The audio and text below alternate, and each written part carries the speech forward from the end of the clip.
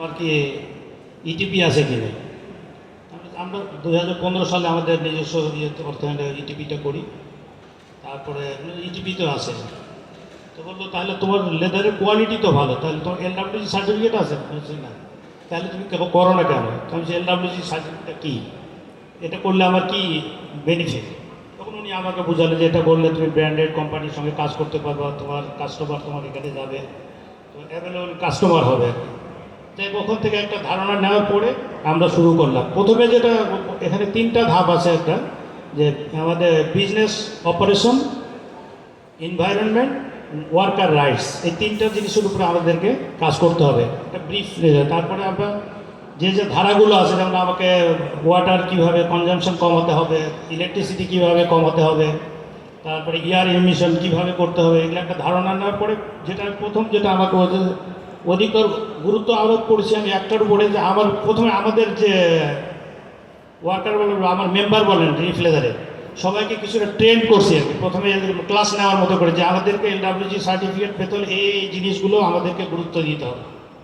First ওখানে training দিচ্ছি। যদি আমি আসে যদি শুরু করি যে না এটা হবে না, এটা করতে হবে, এটা করতে তো জানে না, আমি এটা বলতে পারি। অনেকে আমাদের কিন্তু ভিজিট করছেন, এখন দেখবেন যে কি ক্লিন, একটা একটা কাগজের টুকরা পাবেন না। কারণ প্রত্যেকে এভাবে আমরা শিক্ষা দিচ্ছি যে যেই পড়ুক, আমিও আমার সামনে যদি পড়ে আমি উঠে দেখাই যে এটা আমি ফেললাম।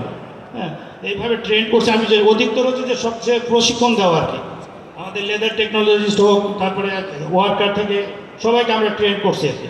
আমাদের ওয়ার্কার এখন ট্রেন।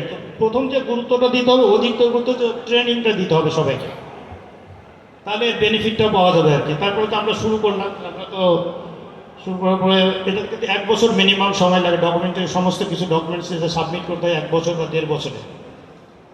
এটা প্রথমে যখন আমরা এটা সমস্ত কিছু সেট আপ করার পরে ইউকেতে যখন এলডাব্লিউজি সেন্টার পাঠালাম, যে আমরা এলডাব্লিউজি সার্টিফিকেটের জন্য অ্যাপ্লাই করতে যাই অডিটের জন্য, তোমরা অডিটর কীভাবে ইয়ে করতো। প্রথমে আমাদের রিপ্লাই আসলো কিন্তু বাংলাদেশে তো কোনো ইটিপিই নেই, তোমরা কীভাবে এলডাব্লিউজি সার্টিফিকেট হবে। তখন আমরা বললাম যে আমরা নিজস্ব অর্থায়নে আমরা এটা ইন্ডিভিজুয়াল একটা করছি আর কি। তারপরে এটা দেওয়ার পরে পরিবেশ অধিদপ্তরে ছাড়পত্র দিলাম, দেওয়ার পরে তারপরে তারা আমাদেরকে ফর্ম পাঠালো, যেটা ফিল আপ করে তোমার পাঠাবো আর কি।